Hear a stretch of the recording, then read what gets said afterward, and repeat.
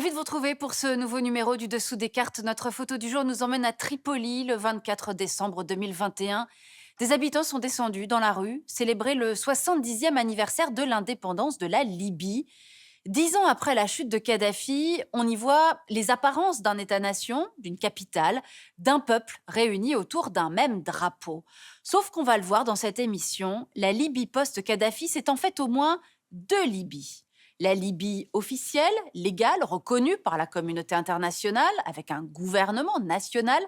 La Libye officieuse, celle du désormais célèbre maréchal Haftar. Et pour compliquer l'ensemble, des puissances étrangères qui décident de s'en mêler, pas toujours pour ramener la paix, mais souvent pour servir leurs propres intérêts. La Russie de Poutine, par exemple, ou la Turquie d'Erdogan.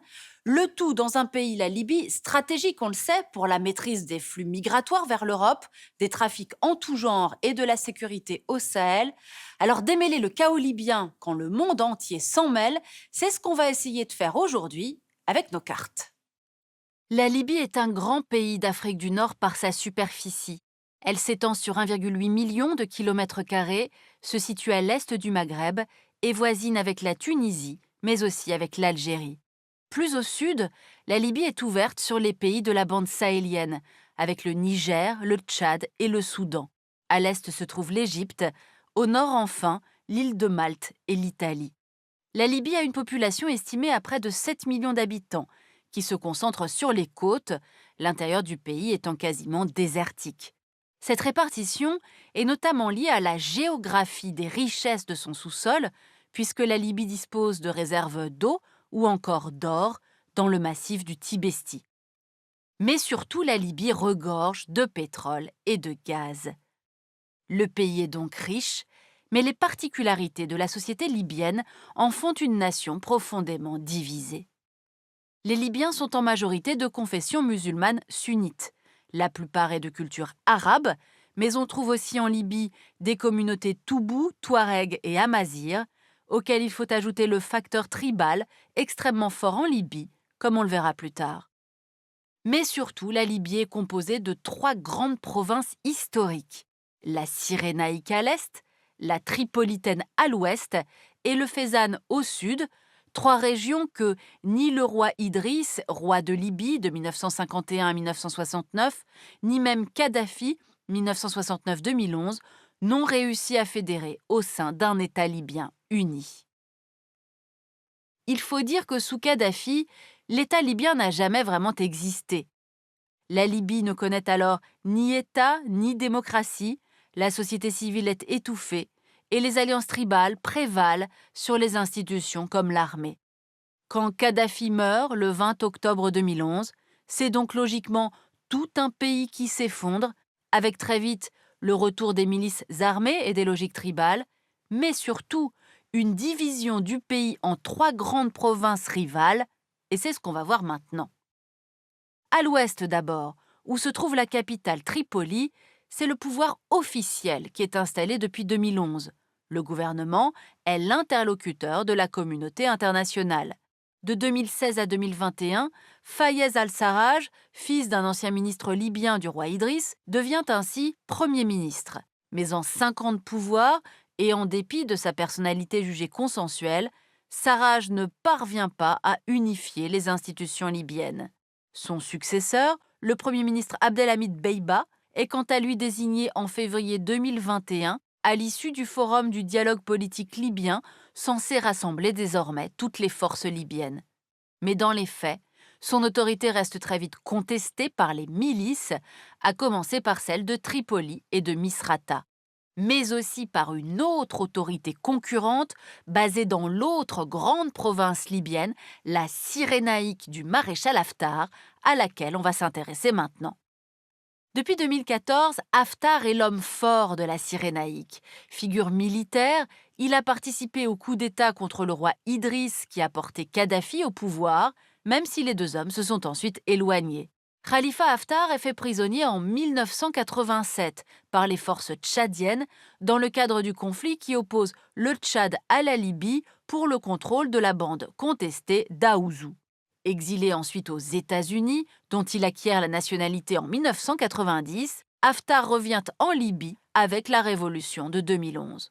En 2014, il prend la tête de l'armée nationale libyenne qui fédère des militaires libyens et des miliciens de Cyrénaïque et il lance l'opération Dignité. Son but, débarrasser le pays de ses éléments radicaux et terroristes, puisque Daesh s'est implanté en Libye à la faveur du chaos post-Kadhafi, mais aussi de ceux qui, à Tripoli, sont jugés trop proches des frères musulmans. Commence alors ce qu'on a appelé la deuxième guerre civile libyenne. L'armée du maréchal Haftar va progresser jusqu'à la capitale Tripoli au printemps 2019. Au-delà des affrontements entre la Libye officielle du gouvernement et celle plus officieuse mais bien implantée du maréchal Haftar, on trouve au sud une troisième région tout aussi chaotique, le Fezzan. Cette province méridionale de la Libye, dont le chef-lieu, Sebha, est dans la zone contrôlée par l'armée de Haftar, est en outre divisée entre différentes allégeances, avec la présence des Touaregs des Toubous au sud, les mafias et trafiquants œuvrant dans cette zone carrefour avec le Sahel, sans oublier les tensions entre contingents appuyés par les autorités de Tripoli et ceux soutenus par Haftar en Cyrénaïque.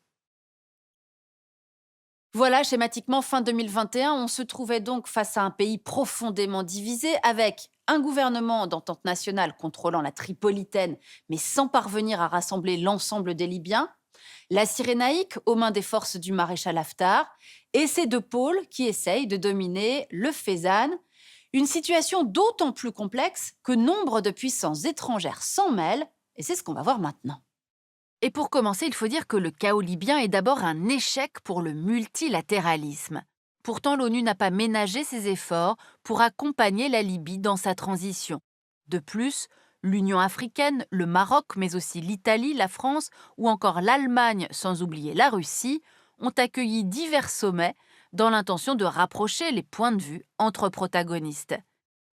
Si aucune de ces initiatives n'a abouti, c'est aussi parce que des enjeux géopolitiques ont influencé la manière dont le pays a évolué depuis 2011. En Tripolitaine, province, rappelons-le, qui abrite les institutions de la Libye officielle, on croise d'abord l'Italie, ancienne puissance coloniale qui s'est très vite engagée sur le terrain. La Libye l'intéresse à plus d'un titre, pour les questions de gaz et de pétrole, pour les perspectives économiques de reconstruction, mais surtout l'Italie est consciente de l'importance de la question migratoire. En resserrant les liens avec Tripoli et en composant avec certaines milices, comme elle a pu le faire parfois, l'Italie cherche à protéger son territoire contre les afflux de migrants. La Turquie a aussi des liens importants avec cette Libye officielle. Les élites économiques de l'Ouest libyen ont une tradition d'étroites relations avec Ankara et nombre de figures importantes du courant libyen des frères musulmans se rendent fréquemment en Turquie. Depuis novembre 2019, Ankara et Tripoli ont même signé une convention qui prévoit un appui militaire au moyen d'instructeurs, d'avions de chasse et de drones, mais aussi un grand projet d'infrastructure de communication reliant la Méditerranée au Sahel, un volet qui a d'ailleurs provoqué une crise entre la Turquie et plusieurs membres de l'Union européenne. En Tripolitaine toujours, on ne saurait non plus oublier le rôle du Qatar. En raison de sa proximité avec des islamistes radicaux, Doha agit dans l'ombre de son puissant allié turc. Dans ce contexte particulièrement complexe, les États-Unis semblent s'en tenir depuis 2011 à une posture pragmatique. Ils soutiennent les institutions légitimes à leurs yeux, c'est-à-dire celles en place à Tripoli, et se concentrent surtout sur la lutte antiterroriste. Alors voyons à présent quelles sont les ingérences étrangères dans l'autre Libye, celle du maréchal Haftar. Ces troupes de l'armée nationale libyenne doivent elles aussi une partie de leurs moyens militaires, financiers, sécuritaires à un certain nombre d'acteurs étrangers que nous allons maintenant passer en revue. Il y a par exemple le soutien de l'Égypte, qui y a vu un appui dans sa lutte contre le terrorisme islamiste. La France également n'a pas hésité à jouer double jeu en soutenant à la fois le processus de transition à Tripoli, mais en misant également sur le nouvel homme fort de la Libye, au risque de fragiliser le processus de paix. Sans oublier les Émirats arabes unis, à la fois farouchement opposés aux frères musulmans et trouvant sur le terrain libyen une occasion de défier le Qatar. Les Émirats et leurs alliés saoudiens ont ainsi soutenu des milices salafistes et déployé des drones et des Mirage 2000 à l'est de Tobrouk pour appuyer l'armée d'Haftar. On peut même ajouter à ces alliés de circonstance le gouvernement syrien qui a envoyé des combattants officiels auprès de l'armée du maréchal. La Russie, enfin, n'a pas hésité à déployer des mercenaires de la force Wagner, déployant aussi des instructeurs militaires à Benghazi, à Mourzouk ou encore à Tripoli, au plus fort des affrontements en 2019. Khalifa Haftar bénéficie aussi de l'appui de mercenaires tchadiens et soudanais qui ont trouvé en Libye un moyen lucratif de poursuivre leur logique de combat. Enfin, les régions les plus au sud de la Libye restent quant à elles en partie sous contrôle de combattants Toubou et Touareg. Voilà pour cette tentative de démêler le chaos libyen par les cartes en comprenant la coexistence de ces différentes Libyes et les ingérences étrangères dans cette région du monde. Dans ce pays à ce point désorganisé, les trafics en tout genre, on l'a dit, prospèrent, mais il en est un bien sûr plus dramatique que tous les autres. En 2021, au large des côtes libyennes, selon l'Organisation internationale pour les migrations, il y aurait eu 1500 morts, qui n'auront donc jamais atteint l'Italie, située, rappelons-le, à seulement 300 kilomètres. Nous avons préparé avec lui cette émission le chercheur Bara Mikhaïl, qui publie chez l'Harmattan ce livre « Libye, guerre et convoitise ». Ainsi s'achève ce nouveau numéro du Dessous des cartes. Rendez-vous bien sûr la semaine prochaine, même endroit, même heure. Et d'ici là, n'oubliez pas notre site internet arte.tv. À bientôt.